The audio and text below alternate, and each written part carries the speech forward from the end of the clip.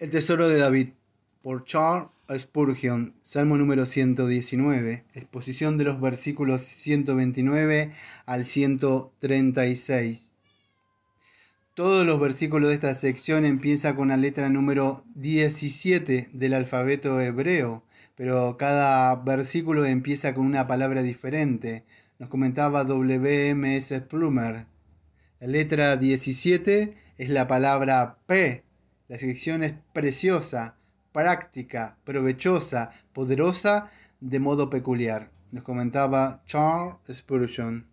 Versículo número 129. Maravillosos son tus testimonios. Jesús, el Verbo eterno, es llamado admirable y todas las palabras pronunciadas por Dios son admirables en su grado. Los que no las conocen se maravillan ante ellas. Teniendo como tenemos estos escritos santos, no perdamos tiempo empleando nuestro pensamiento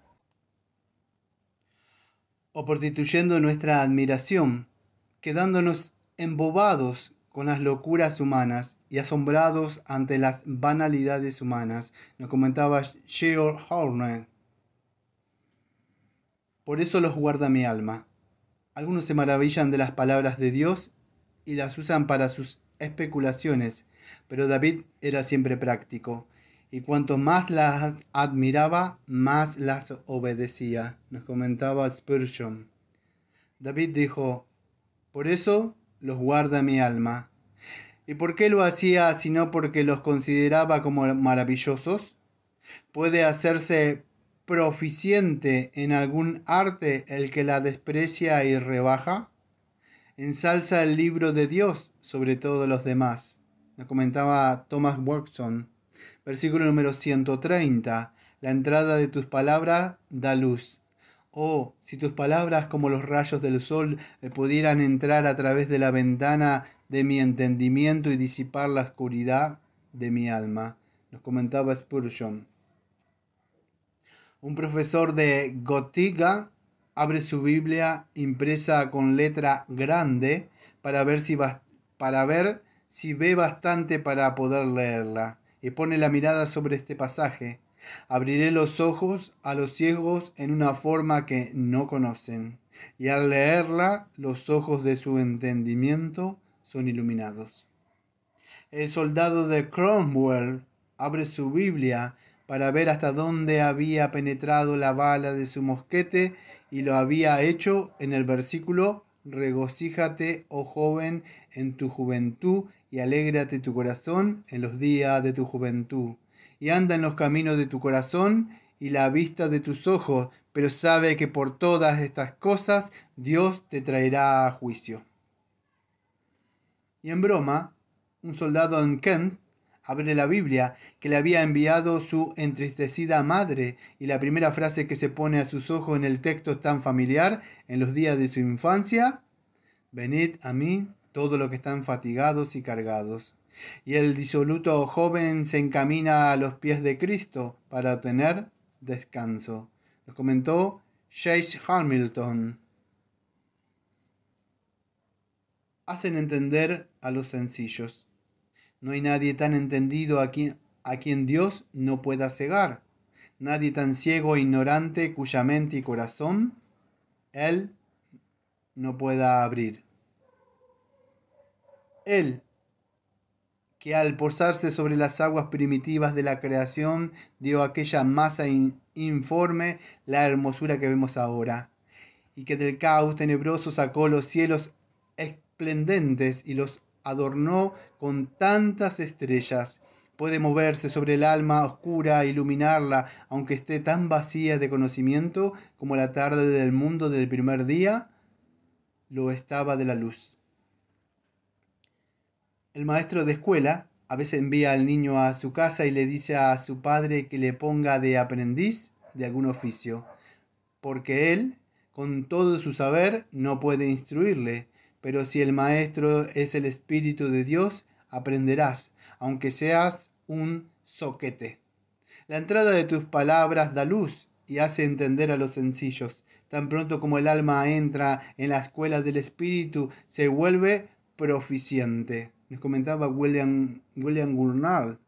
Versículo número 131. Mi boca abrí y aspiré con afán.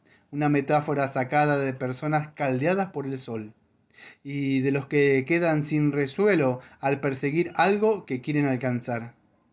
La primera metáfora expresa la vehemencia de su amor, la segunda la intensidad de la persecución. Era como un hombre que necesita más aire fresco que quiera aspirar. Les comentaba Thomas Manton. Versículo número 132. Mírame.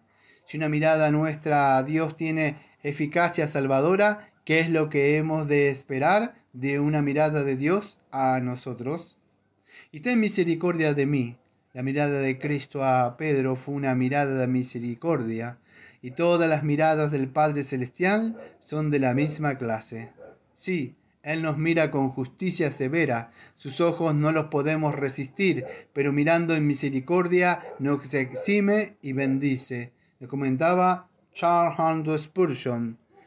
Mírame como miraste al lloroso Pedro, y ten misericordia como la tuviste de él, que amaba tanto tu nombre que su triple confesión de amor borró su triple negación diciendo, Señor, tú sabes que te amo.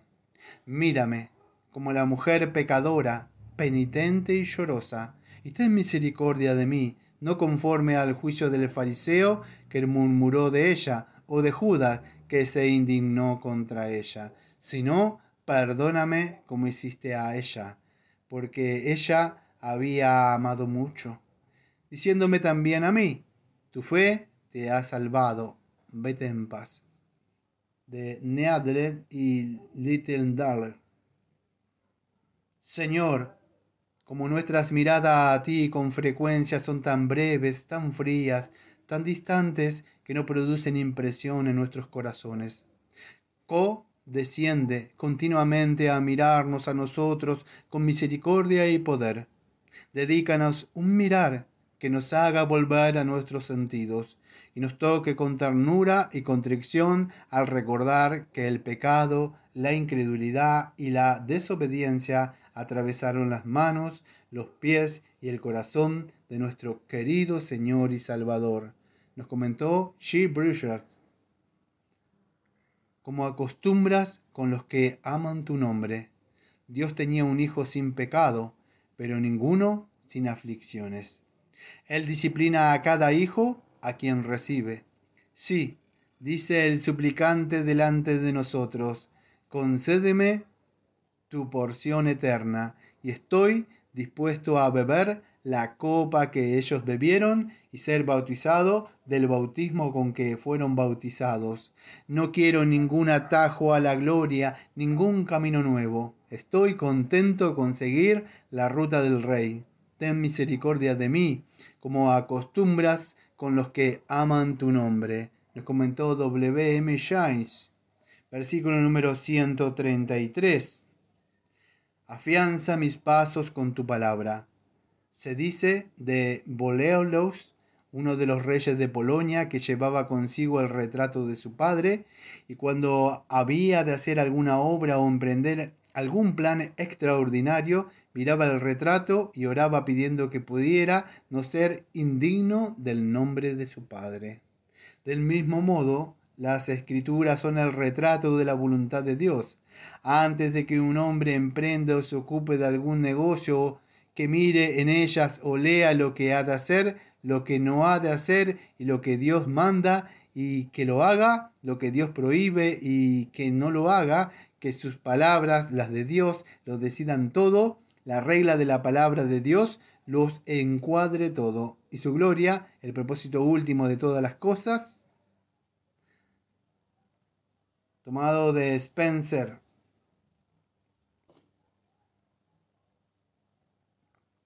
Y ninguna iniquidad se enseñoree de mí. Preferiría ser un preso de los hombres toda la vida que estar en servidumbre al pecado un día. No dice que este o aquel no se enseñoreen de mí, sino que el pecado no se enseñoree de mí. Bien dicho, hay esperanza en una condición semejante para el hombre en tanto que siga así. Nos comentó Michael Bruce. Versículo número 134. Mírame de la opresión de los hombres. Es una vergüenza que un hombre oprima a otro. Las bestias no suelen devorar las de su misma clase, pero los enemigos del hombre son los de su propia casa. Versículo número 135. Haz que tu rostro resplandezca sobre tu siervo. Oh Dios, que eres la verdad, hazme uno contigo en la vida eterna. Estoy con frecuencia cansado de leer y cansado de escuchar. En ti solo hay la suma de mi deseo. Que los maestros callen, que toda la creación enmudezca delante de ti y habla tú solo a mi alma. Tus ministros pueden pronunciar las palabras, pero no pueden impartir el espíritu. Pueden entretener la fantasía con los encantos de la elocuencia, pero si tú permaneces silencioso, ellos no enfervoricen el corazón. Ellos administran la letra, pero tú abres el sentido. Ellos anuncian el misterio, pero tú revelas su significado. Ellos señalan el camino de la vida, pero tú das fuerza para andar por él. Ellos riegan, pero tú das el crecimiento. Por tanto, habla tú, Señor mi Dios, verdad eterna, a mi alma, no sea que siendo calentado exteriormente, pero no vivificado interiormente, muera y sea hallado infructuoso. Habla, Señor, que tu siervo oye. Nos comentaba Thomas Camping, versículo número 136. Ríos de agua descendieron de mis ojos por los que no guardan tu ley. Su pena era tal que apenas podía darle salida. Sus lágrimas no eran gotas de pena, sino torrentes de ayes. En esto era como el Señor Jesús, que contempló la ciudad y lloró sobre ella. Y sobre el mismo Señor, que no tiene placer en la muerte del que muere, sino en que se arrepienta y viva. El creyente maduro se apena por los pecados de los demás. En el versículo número 120, su carne se entremecía ante la presencia de Dios. Y aquí parece que se derrite en ríos de lágrimas.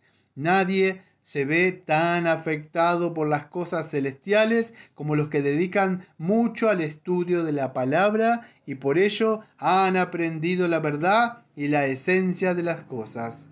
Los hombres carnales tienen miedo a una fuerza bruta y lloran por las pérdidas, pero el espiritual siente un santo temor del mismo Señor y que, más que nada, lamenta que se proyecte deshonra a su santo nombre. Algunos dicen, porque mis ojos no guardan tu ley. El ojo es la entrada y salida de la gran cantidad de pecado y por tanto tendría que ser un ojo que llora. O mejor, ellos, esto es, los que me rodean, ver el versículo número 139, nótese que los pecados de los pecadores son las penas de los santos. Hemos de lamentar lo que ellos no pueden enmendar. Nos comentaba Matthew Henry. El que se encoge de hombros cuando ve una serpiente se arrastra hacia otro. Se asustará mucho más cuando vea que se acerca a él. En nuestros propios pecados tenemos la ventaja que la conciencia azota al alma con remordimiento y vergüenza. Al lamentar los pecados de los demás, tenemos solo las razones del deber y la obediencia. Los que luchan fuera de la casa por causa del valor, lucharán en casa por amor a su propia seguridad. Nos comentó Thomas Manton. De modo uniforme, el carácter del pueblo de Dios se ha representado no meramente como los que están libres de todas las abominaciones que se hacen en medio de la tierra, sino también lo que suspira y giman por causa de ellas. Ver Ezequiel capítulo 9, versículo 4. ¿Y quién no ve el campo inmenso que se extiende por todos lados para el ejercicio de la compasión cristiana sin restricciones?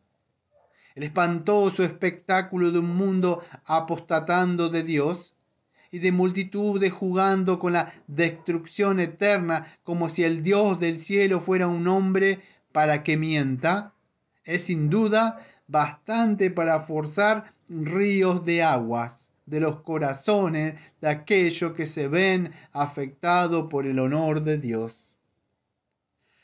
¿Qué cantidad de pecado asciende como una nube delante de Dios de un solo corazón? Calcúlese al agregarse de él de todo un pueblo, una ciudad, un país, el mundo, cada día, cada hora, cada momento. Bien pueden salir ríos de agua sin cesar, a punto de desbordar las orillas. Nos comentó C. Bridget. Los vicios de los religiosos son la vergüenza de la religión. La vista de esto ha hecho que los campeones más tenaces de Cristo se hayan derretido en lágrimas. David era uno de estos grandes en el mundo, único en sus tiempos. Con todo, llora. Podía desmembrar un oso como si fuera un cabrito, rescatar un cordero matando a un león, derrotar a un gigante que se había atrevido a desafiar el ejército de Dios. Podía caer como un torbellino sobre sus enemigos y hacerle morder el polvo. Y ahora llora como un niño o una mujer. Sí, había oído que se blasfemaba el nombre de Dios, que sus santos ritos eran profanados, sus estatutos vilipendiados y se hacía violencia a la santidad de la religión. Esto dejó a este valiente corazón hecho un mar de lágrimas. Ríos de agua corren de mis ojos. Nos comentó por último Thomas Adams.